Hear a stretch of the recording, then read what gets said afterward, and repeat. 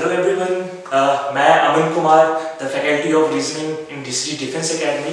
आप सभी का बहुत बहुत स्वागत करता हूँ। जैसा कि आप सभी जानते हैं कि ऑल इंडिया सैनिक स्कूल एंट्रेंस एग्जामिनेशंस के फॉर्म्स निकल चुके हैं और जिसकी लास्ट डेट 16 दिसंबर है। आई होप्स आप सभी ने अभी तक भर दिए होंगे और एक्चुअली सैनिक स्कूल के एग्जाम जो है बहुत जल्दी भी कंडक्ट कर लिए जाते हैं। जैसे कि अभी आप देखोगे तो एंड ऑफ दिसंबर या फिर फर्स्ट वीक ऑफ जनवरी में इसके एग्जाम्स होने की संभावना पूरी की पूरी है। ठीक है, तो आई होप आपने सभी ने बहुत अच्छे से प्रिपरेशन शुरू भी कर दी होगी। ठीक है, इसी को ध्यान में रखते हुए कुछ बच्चों के बहुत सारे डाउट्स होते हैं किसी टॉपिक्स में, पर्टिकुलर टॉपिक्स में बहुत सारे डाउट्स होते हैं जिसको बच्चे क्लियर करने की चाहते हैं, जो क्लास में पूरी अच्छे से नहीं हो पाती है। तो वही उसी को हम ध्यान में देखते हुए आज हम बहुत सारे अच्छे बेहतरीन क्लासेस आपके सामने लेके आए हैं। ठीक है, जिसमें आप सभी के डाउट्स को क्लियर किया जाएगा और बेहतरीन तरीके से आपको समझाया जाएगा, जिसमें आपके सारे डाउट्स क्लियर हो जाएंगे।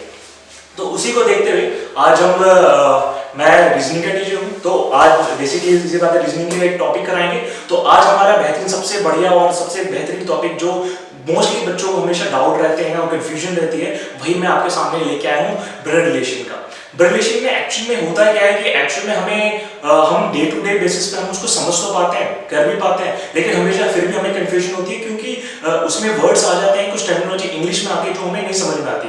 हम वैसे बोलते रहते हैं कि माँ चाचा दादा दादी नाना नानी बोलते रहते हैं, लेकिन जब वही चीज इंग्लिश में आती है तो हम नहीं समझ पाते। जैसे कि आप कभी गाँव जाते हो या कभी मामा वगैरह आपके घर पे आते हो, तो आप कभी उनको ये नहीं कहते कि पाए लागू मेटरनल अंकल जी या पाए लागू मेटरनल आंटी जी, कभी नहीं कहते होंगे। सीधी सी बात है, आप उनको मामा या मामा चाचा चाची जो भी आते हैं आप उनको वही कहते हो। इसी वजह से आपको इसमें मोस्टली कंफ्यूजन होती है क्योंकि हम हमारे डे टू डे बेसिस में ये नहीं हो पाता है, और जब अचानक से क्वेश्चंस आते हैं तो बहुत सारे कंफ्यूजन होते हैं कि इनके क्या आंसर्स होंगे या इनके क्या होंगे, तो हमेशा हमें ये कंफ्यूजन रहती है। तो उसी कंफ्यूजन को दूर करने के लिए आज मैं आपके सामने यहाँ पे आया हुआ हूँ। तो चलिए मैं आपको सबसे पहले मैं आपको बेसिक समझाऊंगा कि कैसे उन चीजों को समझा जाता है, वह क्या टर्मिनोलॉजी इंग्लिश में यूज की जाती है जब रिलेशन के बाद में आती है। तो वो मैं एक फैमिली ट्री के थ्रू आपको मैं सबसे पहले बहुत अच्छे तरीके से समझाऊंगा, और उसके बाद कुछ क्वेश्चंस ऐसे मोस्ट इंपॉर्टेंट 10 क्वेश्चंस जो एग्जाम्स में आते हैं, और उसी तरह के क्वेश्चंस मैं आपको पहले से उसका समझाऊंगा, एक्सप्लेन करूंगा अच्छे से,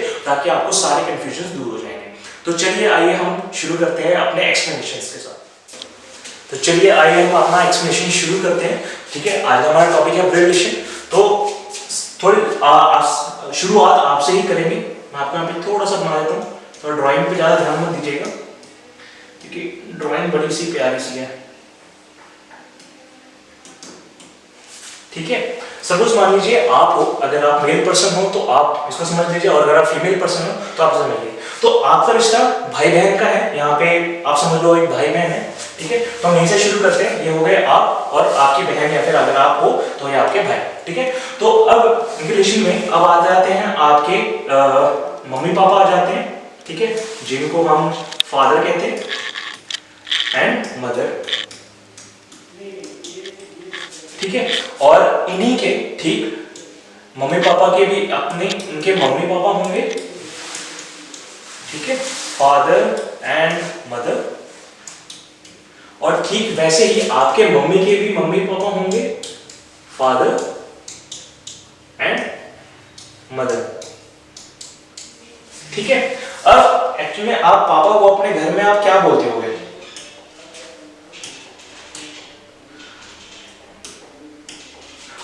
ठीक है, तो आप पापा को क्या बोलते होगे? फादर को क्या बोलते होगे? पापा बोलते होगे। तो मैंने यहाँ पे पापा लिख देता हूँ, और मम्मी को माँ, मम्मी जो भी आपको ठीक लगता हो, तो मैं यहाँ पे माँ लिख देता हूँ।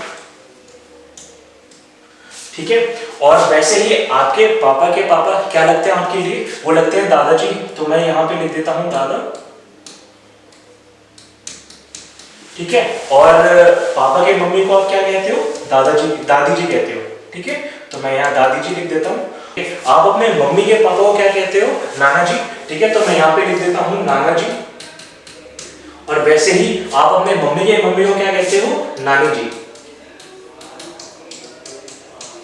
ठीक है, तो मैंने यहाँ पे लिख दिया। अब बात आती है कि आप अपने पापा को तो फादर, मम्मी को तो मदर लिख दिया। अब अपने फादर के फादर को क्या कहते हो? हम अपनी भाषा में कहते हैं ग्रैंडफादर। ठीक है, तो यहाँ पे इंग्लिश में आ जाता है ग्रैंडफादर और ग्रैंड मदर। ठीक है, सिंपल जी मैं यहाँ पे लिख देता हूँ शॉर्ट फॉर्म में, ठीक है, ग्रैंड मदर। और वैसे ही आप अपने मम्मी के फादर और मदर को क्या कहते हो, सेम वही कहते हैं, grand father and grand mother, ठीक है। और लेकिन फर्क क्या है कि यहाँ पे भी ग्रैंडफादर है और वहां पे भी ग्रैंडफादर है। तो हम तो अपने वैसे तो हिंदी में हम कहते हैं कि दादाजी और नानाजी, हम तो उसमें कंपेयर कर पाते हैं, बट जब इसमें हम करेंगे कि ग्रैंडफादर यहाँ पे भी ग्रैंडफादर वहां पे भी, तो हम कैसे समझेंगे कि किनको हम नानाजी कह रहे हैं, किनको दादाजी कह रहे हैं। तो उस चीज के लिए इन्होंने यहाँ पे वर्ड यूज किया हुआ है, ठीक है, उस चीज के लिए उन्होंने यहाँ पे वर्ड यूज किया, मैं यहाँ पे ऊपर लिख देता हूँ। एक है पैटर्नल यूज होता है और एक वर्ड यूज होता है मैटरनल, ठीक है। मैंने यहाँ पे आपको पापा और मम्मी इसीलिए लिखवाया था ताकि आप यहाँ पे समझ पाओ। यहाँ से मैं दो वर्ड उठा लेता हूँ, पाप, और यहाँ से दो वर्ड डाला माँ, और वही चीज यहाँ पे भी है दोनों, ठीक है। तो आप यहाँ पे समझ जाओगे कि पापा के रिलेशन में जो भी आएगी उसको हम मैटरनल यूज करेंगे, मतलब पापा के रिलेशन के हो गए, ठीक है, और मम्मी मतलब माँ के रिलेशन के हो गए मैटरनल, ठीक है। तो अब वही चीज हम यही सेम वर्ड बस इसमें जोड़ देंगे। अब इसमें एक ही वर्ड, जैसे यहाँ पे पापा के रिलेशन के हैं तो पैटर्नल वर्ड यूज हो रहा है, तो पैटर्नल ग्रैंडफादर, और यहाँ पे है तो पैटर्नल ग्रैंडमदर, ठीक। वैसे ही वहां पे maternal grandfather and maternal grandmother, ठीक है। आई होप आप यहाँ पे आप इसको कंपेयर कर पाओगे, ठीक है। अब उसके बाद आ जाते हैं हम यहाँ पे,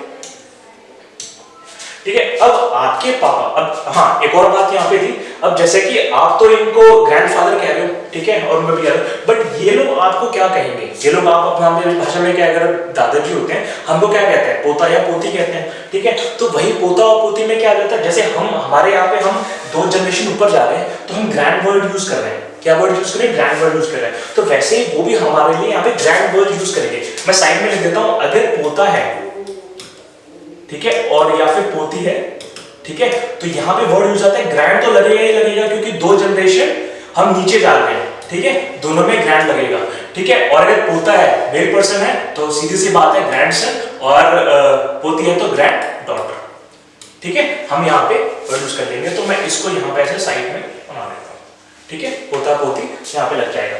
तो समझ में आ गया कि आप उनको ग्रैंडफादर ग्रैंड मदर, और वैसे ही वो लोग आपको ग्रैंडसन और ग्रैंड डॉटर कहेंगे, ठीक है। अब यहाँ पे बात आ जाती है, जैसे आपके फादर है, आपके फादर के एक भाई होंगे और एक बहन होंगी, वैसे ही आपके मम्मी के भी एक भाई और एक बहन होंगी, ठीक है।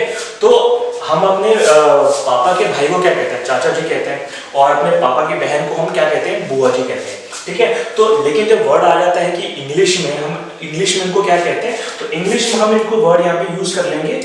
यहाँ पे आ जाता है, अगर मेल पर्सन है तो अंकल, और फीमेल पर्सन है तो आंट यूज हो जाता है, ठीक है। सेम वैसे ही मामा के लिए भी हम अंकल यूज करेंगे, और मौसी के लिए, जो मम्मी की बहन है मौसी, ठीक है, उनके लिए भी हम आंट यूज करेंगे, ठीक है। सेम यही केस अंकल आंट यहाँ पे भी सेम वही आ गया। तो पापा, अगर पापा के रिलेशन के हैं तो पैटर्नल, और अगर मदर के रिलेशन के हैं तो मैटरनल। तो यहाँ पे वर्ड यहीं पे यूज हो जाएगा।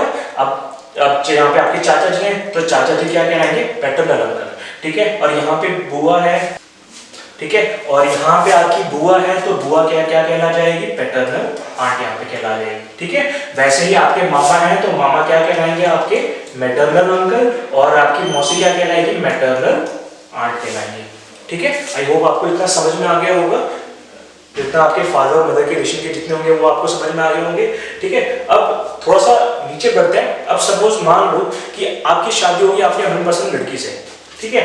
तो यहाँ पे आपके रिलेशन यहाँ पे बनता हुआ आ रहा है।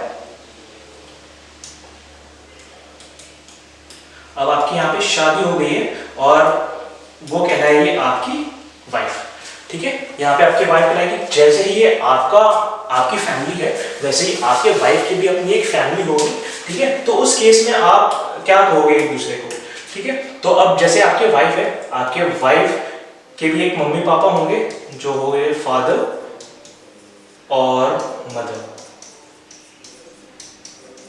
ठीक है, उनके मम्मी पापा हो गए, तो आप उनके मम्मी पापा को क्या कहोगे? जैसे कि आप अपने मम्मी पापा को सीधे मम्मी पापा या फादर और मदर कह रहे हो, लेकिन हम अपने भाषा में जब वहाँ पे इंग्लिश टर्म में यूज होगा तो हम इनको भी फादर मदर ही कहेंगे, लेकिन हमारा रिश्ता किसी से जुड़ रहा है। ये सब तो आपका उनका रिश्ता था, अपना रिश्ता था, लेकिन यहाँ पे आपका दूसरा किसी दूसरी फैमिली से रिश्ता आपका जुड़ रहा है। तो जब भी किसी दूसरे फैमिली से अगर आपका रिश्ता जुड़ता है तो हम उनको इन लॉज कहते हैं। ठीक है, तो जितने भी हमारे रिश्ते चाहे उनके मम्मी पापा भाई बहन जितने हो जाएंगे उस सब में इन लॉज जुड़ जाएगा। ठीक है, वर्ड वही होगा बट इन लॉज जुड़ जाया करेगा। ठीक है, तो और उस केस में फिर जैसे ये फादर है, अब आपके फादर आपके भी फादर लगेंगे, लेकिन फादर लगेंगे लेकिन इन लॉ, ठीक है, कानूनी तौर पे, और ये मदर लगे हैं लेकिन कानूनी तौर पे, तो mother in law and father in law. ठीक वैसे ही अगर आपके वाइफ के अगर भाई बहन है, ठीक है, एक भाई है और एक बहन है, तो ठीक वो भी आपके लिए भाई और बहन ही कहलाएंगे, लेकिन वर्ड यूज हो जाएगा इन लॉ। ठीक है, brother in law and sister in law.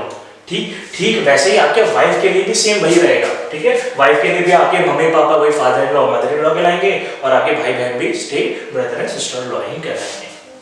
ठीक है, अब थोड़ा सा एक दो पॉइंट यहाँ पे रह गए। अब सपोज मान लो कि आप दोनों की हो गई शादी। ठीक है, आप दोनों की शादी हो गई और यहाँ पे आपके दो बच्चे हो गए। ठीक है, एक हो गया सन और एक डॉटर। ठीक है, एक सन एक डॉटर हो गए। ठीक है, अब केस आता है, ये तो था, अब आपकी बहन आपके बच्चों को क्या कहेगी? ठीक है, आपकी बहन आपके बच्चों को क्या कहेगी? भतीजा, जैसे हम कहते हैं भतीजा या भतीजी। ठीक है, तो उस केस में भतीजा और भतीजे के केस में क्या होता है कि अगर लड़का है तो वर्ड यूज होता है नेफ्यू, और अगर लड़की है तो वर्ड यूज होता है नीस। ठीक है, तो मैं यहां पे आपके लिए लिख देता हूं। ठीक है, और अगर लड़का है तो नेफ्यू, और अगर लड़की है तो नीस। ठीक है, और उसी केस में सपोज मान लो कि आपके बहन की भी शादी हो गई और उनके भी बच्चे हैं।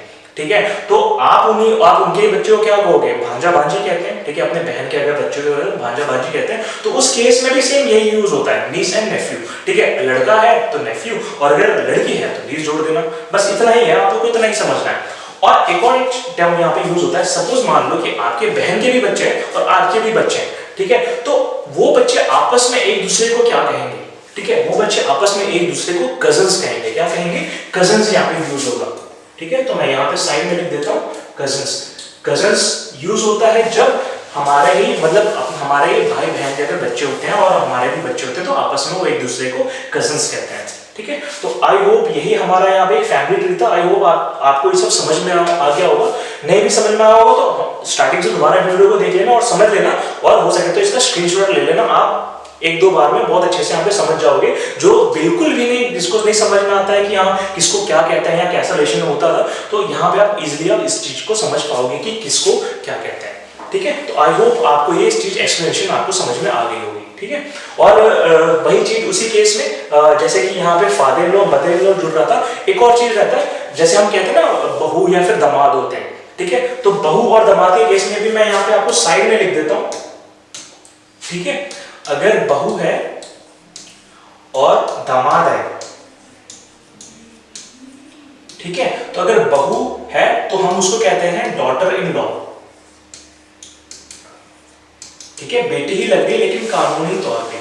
ठीक है, और दामाद बेटा लग रहा है, मतलब सन लग रहा है, तो सन बट कानूनी तौर पे, तो सन इन लॉ वर्ड यहाँ पे यूज हो जाता है। ठीक है, आपका पूरा फैमिली ट्री यहाँ पे आपका खत्म हो जाता है, और आई होप आपको समझ में आया होगा। तो चलिए अब हम क्वेश्चंस के जरिए समझते हैं कि इसको कैसे सॉल्व किया जा सकता है, इजीली समझा जा सकता है, जैसे भी क्वेश्चंस एग्जाम्स में आते हैं। तो मैं आपको हर तरह के क्वेश्चंस को, वहाँ पे 10 क्वेश्चंस होंगे, वहाँ पे हर टाइप के क्वेश्चंस को लेके आऊंगा और उसको समझाऊंगा कि कैसे हम इसको समझ पाएंगे अच्छे से। ठीक है, ठीक है, तो आइए अब हम क्वेश्चंस के जरिए समझते हैं कि कैसे इन क्वेश्चंस को इजीली सॉल्व किया जा सकता है और समझा जा सकता है। उससे पहले मैं आपको कुछ वर्ड डायग्राम्स बता देता हूं कि कैसे इसको सॉल्व करेंगे और कैसा अप्रोच हम रखेंगे। तो उसके लिए मैं यहाँ पे छोटा सा बता देता हूँ। यहाँ पे अगर मेल पर्सन है, ठीक है, तो मेल पर्सन के लिए हम यहाँ पे यूज करेंगे स्क्वायर का। ठीक है, और अगर फीमेल पर्सन है तो हम उसके लिए यहाँ पे यूज करेंगे सर्कल का। ठीक है, जितने भी मेल पर्सन आएंगे स्क्वायर यहाँ पे लगाते रहेंगे और जितने भी फीमेल पर्सन आएंगे यहाँ पे हम सर्कल लगाते रहेंगे। ठीक है, और सिंगल डैश मतलब सिंपल यूं डैश लगा देंगे हम, करेंगे हम ब्रदर सिस्टर्स के लिए। ठीक है, जहां पे भी ब्रदर सिस्टर भाई बहन का रिश्ता आएगा जो भी आएगा हम वहां पे सिंगल डैश लगाते चलेंगे। ठीक है, और यहाँ पे एरो मार्क, ऐसा एरो मार्क हम यूज करेंगे हस्बैंड एंड वाइफ के लिए।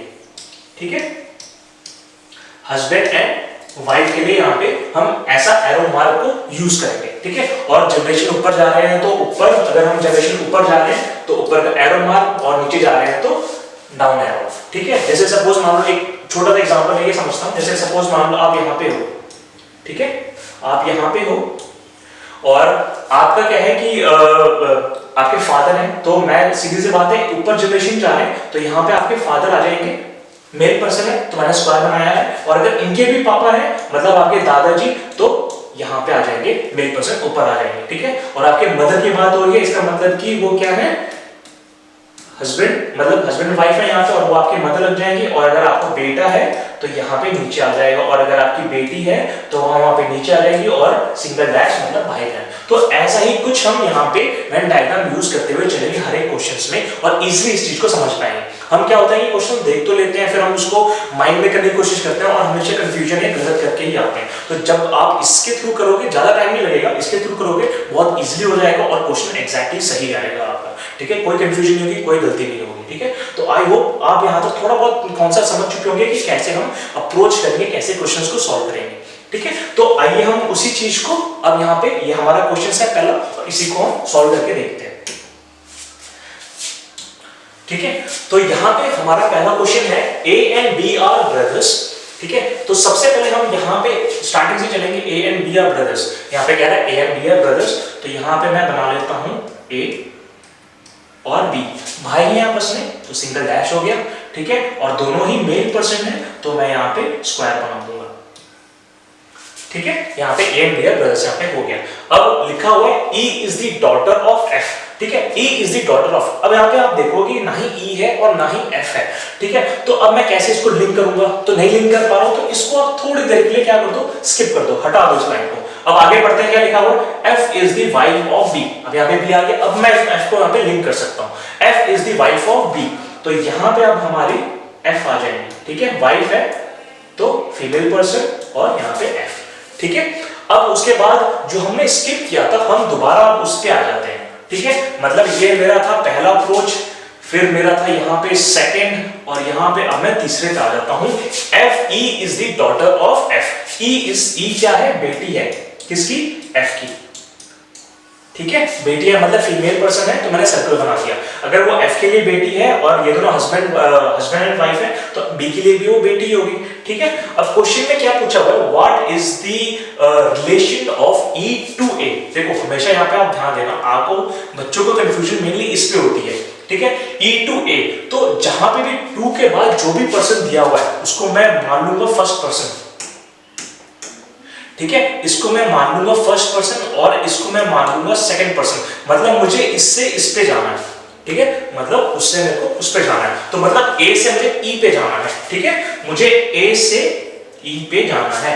ठीक है, A से E पे जाना है, मतलब A के लिए E क्या लगेगी, तो क्या लगेगी वहां पे, सीधी बात है, भाई है, भाई की बेटी क्या कहलाती है, मैंने आपको पिछले ही समझाया था, भाई की बेटी क्या कहलाती है, भाई की बेटी कहलाती है भतीजी, और भतीजे को हम क्या कहते हैं, नीस कहते हैं। ठीक है, तो हमारा यहाँ पे आंसर हो जाएगा नीस मतलब भतीजी। ठीक है, भतीजी यहाँ पे हमारा आंसर हो जाएगा, और ऑप्शन ए हमारा आंसर हो जाएगा नीस। ठीक है, ये था पहला क्वेश्चन। अप्रोच हम कैसे करेंगे, आई होप आपको समझ में आ गया होगा। ठीक है, ऐसे डायग्राम बनाएंगे और इजीली समझ पाएंगे कि इसको कैसे समझेंगे। ठीक है, तो हम मूव ऑन करते हैं नेक्स्ट क्वेश्चन पे।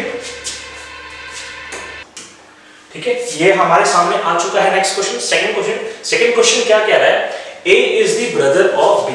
ठीक है, A is brother of B, A भाई है B का।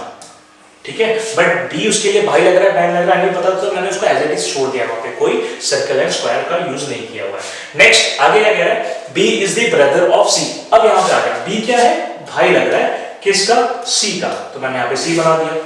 ठीक है, अब C का भी नहीं पता मुझे क्या है, भाई है बहन है। ठीक है, आगे बढ़ते हैं, क्या लिखा हुआ है, D is the father of A।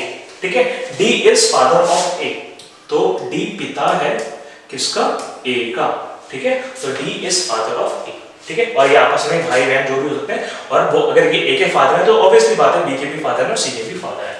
Next आगे क्या लिखा हुआ, आगे क्वेश्चन है, based on these three statement which of the following statements cannot be definitely true, मतलब cannot be, यहाँ पे वर्ड यहाँ पे यूज हो रहा है cannot be, ठीक है, इसका ध्यान देना, मतलब definitely true नहीं है, ये पूछ रहा है कि definitely true इनमें से ऑप्शंस में से कौन से definitely true नहीं है। तो ऑप्शंस हमारे पास हैं, A is brother of C, A भाई है C का, सीधी सी बात है, भाई पता चल रहा है कि अगर मेल पर्सन है तो भाई लग रहा है C का, ठीक है, तो ये हमारा सही है, ठीक है।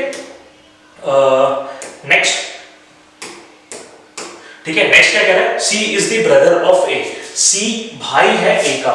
अब वहां सीधी बात है, मुझे जेंडर ही नहीं पता कि वो भाई है या बहन है, तो मैं तो नहीं कह सकता ना कि वो भाई ही लग रहा है, ठीक है, बहन भी तो हो सकती है, तो सीधी सी बात है कि ये ऑप्शन में मेरे को थोड़ी सी गड़बड़ लग रही है, ठीक है, ये ऑप्शन में मेरे को गड़बड़ लगी है, क्लियर नहीं है यहाँ पे।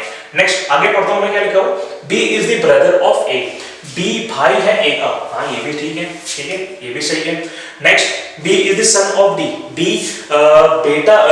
बेटा है D का, ऑब्वियसली अगर A का अगर D के लिए A बेटा है तो B भी बेटा है, और ये भी बच्चा है, बेटा है बेटी कोई भी हो सकती है, ठीक है। नेक्स्ट, ये भी हमारा सही है, आगे बढ़ते हैं, A, B and C are D's children, यहाँ पे कह रहा है कि A, B और C डी के बच्चे हैं, हाँ सीधी सी बात है, वो तीनों के तीनों उसके बच्चे हैं, ठीक है। अब वो यहाँ पे पर्टिकुलर नहीं कह रहा है कि हाँ मतलब बेटे ही सारे लग रहे हैं या बेटे ही सारे लग रहे हैं, ऐसा कुछ कहीं पे भी नहीं, चिल्ड्रन मतलब कि हाँ उसके बच्चे हैं, तो हाँ तीनों उसके बच्चे हैं, तो ये ऑप्शन भी हमारा सही हो जाता है। अब क्या बचता है हमारा, सिर्फ बी ऑप्शन बचता है जो जिसमें हमें कंफ्यूजन है, जो कि डेफिनेटली ट्रू नहीं है, ठीक है, तो यहाँ पे हमारा आंसर हो जाएगा B, C is the brother of A, ठीक है, आपको समझ आ रहा। अब हम चलते हैं अपने नेक्स्ट क्वेश्चन पे, ठीक है। अब यहाँ पे हमारा तीसरा क्वेश्चन आता है, तीसरा क्वेश्चन क्या कह रहा है, A is the brother of B, ठीक है, A is brother of B, ठीक है, C is the father of D, ठीक है। देखो अब यहाँ पे ना ही C है और ना ही D है, तो हम क्या करेंगे यहाँ पे, इसको स्किप कर देंगे, आगे बढ़ते हैं। क्या लिखा हुआ है, E is the mother of B, E माँ है किसकी, B की, ठीक है, E माँ है B की, ठीक है। अब यहाँ पे अभी भी C और D नहीं आया, ठीक है, अभी भी उसके पढ़ेंगे, आगे बढ़ते हैं। A and D are brothers, अब देखो यहाँ पे D अब यहाँ पे आ चुका है, A and D are brothers, A और D आपस में भाई हैं, ठीक है। अब यहाँ पे D आ चुका है, अब जिसको हमने छोड़ा था, जिस पार्ट को हमने छोड़ा था उसको हम दोबारा लेंगे, क्या लिखे, C is the father of D, अब C क्या कहला रहा है, फादर कहला रहा है किसका, D का, ठीक है। अब ये देखो यहाँ पे क्या है, नेचर मतलब भाई बहन का रिश्ता लगा है वो, ठीक है, और अगर B के लिए मतलब B के लिए माँ है तो सीधी सी बात है इनके लिए भी माँ लगेगी, और ये फादर है तो इनके लिए भी फादर लगेंगे, और ये आपस में क्या हो गए, हस्बैंड एंड वाइफ हो गए, ठीक है। अब क्वेश्चन में क्या पूछा हुआ है, how E related to C, related to C पूछ रहा है यहाँ पे, मतलब हमें कहां से कहां पे जाना है, हमें यहां से इस पे जाना है, मतलब C से E पे जाना है, तो C से मुझे E पे जाना है, तो E क्या लग रही है, सीधी सी बात है वाइफ लग रही है, तो हमारा आंसर यहाँ पे हो जाएगा वाइफ, ठीक है, धर्मपत्नी जी, और वो हो जाएगी यहाँ पे, ठीक है। अब हम समझ में आ गया आपको, अब हम चलते हैं अपने नेक्स्ट क्वेश्चन पे। क्वेश्चन नंबर 4 आ जाते हैं यहाँ पे, क्वेश्चन नंबर 4,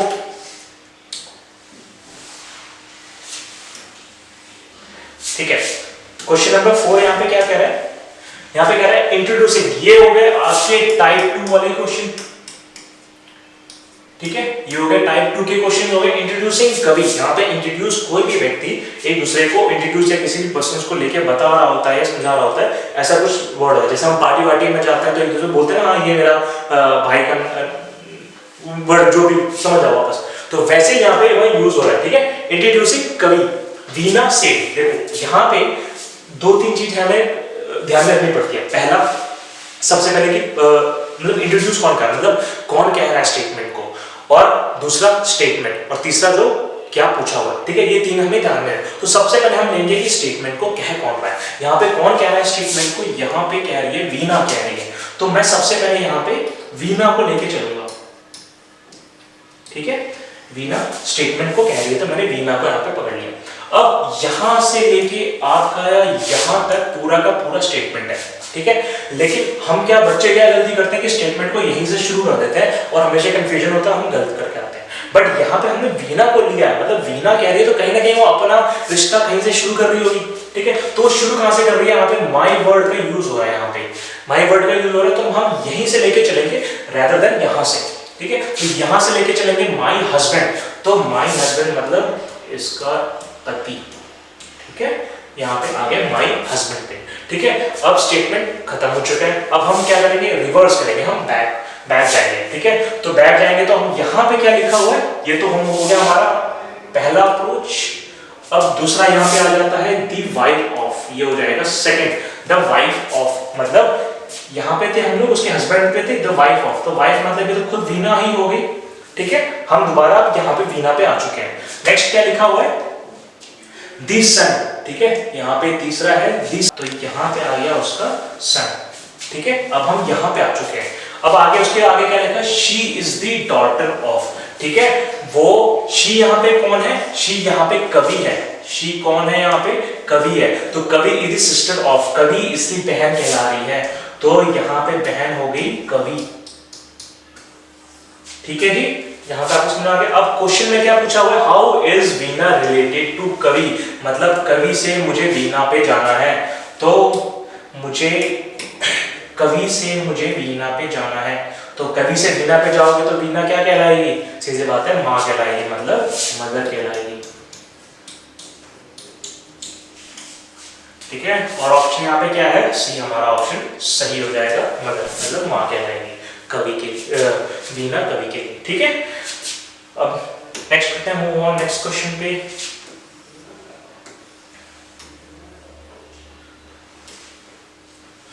क्वेश्चन नंबर 5,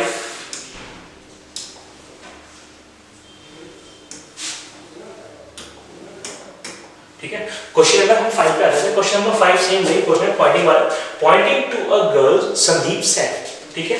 तो हमारा पहला अप्रोच क्या रहेगा, हम सबसे पहले संदीप को पकड़ेंगे, तो यहाँ पे हम संदीप को ले लेते हैं, संदीप आ गया हमारा यहाँ पे, ठीक है। अब संदीप के बाद क्या कह रहा है, अब हमारा यहाँ से यहाँ तक क्या है, स्टेटमेंट है, ठीक है। मैंने वही बताया था, पहला अप्रोच क्या रहेगा, माई को ढूंढेंगे, माई यहाँ पे है, माई फादर, ठीक है। तो माई फादर तो मतलब संदीप के पिताजी, तो यहाँ पे रहेंगे संदीप के पिताजी, ठीक है। नेक्स्ट उसके बाद स्टेटमेंट खत्म है, रिवर्स चलेंगे, क्या लिखा हुआ है, ये हो गया हमारा फर्स्ट अप्रोच, और यहाँ पे दी ओनली सिस्टर ऑफ, ठीक है, दी ओनली सिस्टर, अब इनकी एकलौती बहन, ठीक है, एकलौती बहन, यहाँ पे हम आ गए, ठीक है। नेक्स्ट तीसरा अप्रोच क्या रहेगा, ये रहेगा हमारा तीसरा, she is the daughter of, ठीक है। शी यहाँ पे कौन है, शी यहाँ पे वो लड़की है, ठीक है, गर्ल, डॉटर कह रही है किसकी, इसकी, तो यहाँ पे वो लड़की आ जाएगी, गर्ल आ जाएगी, ठीक है, बेटी कहला रही है। क्वेश्चन में क्या पूछा हुआ है, how is Sandeep related to girl, तो रिलेटेड टू गर्ल मतलब लड़की से हमें संदीप पे जाना है, ठीक है, हमें गर्ल से संदीप पे जाना है, तो गर्ल्स और संदीप में सेम जनरेशन के हैं और भाई बहन के बच्चे हैं, तो मैंने आपको वही पहले ही बताया था कि भाई बहन के बच्चे आपस में एक दूसरे को क्या कहेंगे, कजन्स कहेंगे, ठीक है। तो यहाँ पे आंसर हमारा हो जाएगा कजन्स, जो कि ऑप्शन बी हमारा है, कजन, ठीक है, ऑप्शन बी कजन हमारा आंसर यहाँ पे हो जाएगा। नाउ नेक्स्ट, तो हम अब हमारा अगला क्वेश्चन आ चुका है, हम मूव ऑन करते हैं नेक्स्ट क्वेश्चन पे। क्या लिखा हुआ है, इफ, अब यहाँ पे देखो, ये हो गए हमारे टाइप 3 वाले क्वेश्चन, ठीक है। If P dollar Q means P is the brother of Q, P hash Q means P is the mother of Q, और स्टार का मतलब है डॉटर, और वैसे यहाँ पे आपको यहाँ पे क्वेश्चन दे रखा है, ये आपका मेन क्वेश्चन है, तो आपको सबसे पहले ध्यान आपका यहीं पे होना चाहिए कि क्वेश्चन में पूछा क्या है। यहाँ पे क्वेश्चन पूछा हुआ है A#B dollar C star D का मतलब क्या है, हु इज द फादर, मतलब इनमें से पिता कौन है, तो हम इसी को यहाँ पे लेते हुए चलेंगे। अब यहाँ पे देखो, यहाँ पे आपको साइंस दे रखे हैं, अब साइन का क्या मतलब है, अब जैसे यहाँ पे डॉलर है, डॉलर का मतलब यहाँ पे ब्रदर की बात हो रही है, हैश का मतलब हैश की बात यहाँ पे मदर की हो रही है, और स्टार है तो स्टार की बात यहाँ पे डॉटर की हो रही है, ठीक है, तो वही यहाँ पे लेके चलेंगे। मतलब हैश का मतलब क्या है, यहाँ पे हमने देखा हैश का मतलब मदर है, ठीक है। डॉलर का मतलब यहाँ पे क्या है, ब्रदर है, ठीक है। और स्टार का मतलब यहाँ पे क्या है, डॉटर है, ठीक है। तो इसी को हम लेके चलेंगे कि A is mother of B, B is brother और A is mother of B, B is brother of C and C is daughter of D। ये हमारा यहाँ पे स्टेटमेंट है, उसी वहां पे लेते हुए चलेंगे। पहला क्या है, इसको हम लेंगे A और B के रिलेशन में क्या है, मदर, तो A is mother of B, ठीक है। A is mother of B यहाँ पे बना लिया। नेक्स्ट आगे बढ़ते हैं, B is brother of C, B is brother of C यहाँ पे बना दिया। नेक्स्ट C is daughter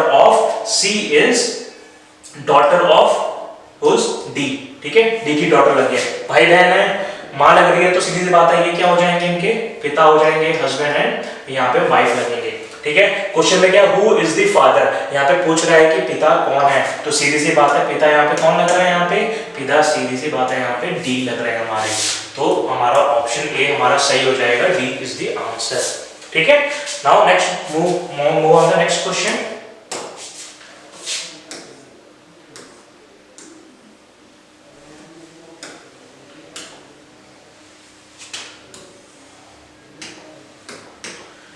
ठीक है, हमारे सामने पहला क्वेश्चन आ चुका है। क्वेश्चन क्या है, इफ सेम वही क्वेश्चन है, ए का मतलब वही है, ए का मतलब भाई है, सॉरी प्लस का मतलब भाई है, माइनस का मतलब बहन है, और मल्टीप्लाई का मतलब फादर है, ठीक है। ये क्वेश्चन है, which of the following means that C is the son of M, हमारा ये क्वेश्चन है, तो हमें यहाँ पे ध्यान देना है, C is the son of M, C क्या कहला रहा है, बेटा कहला रहा है किसका, एम का।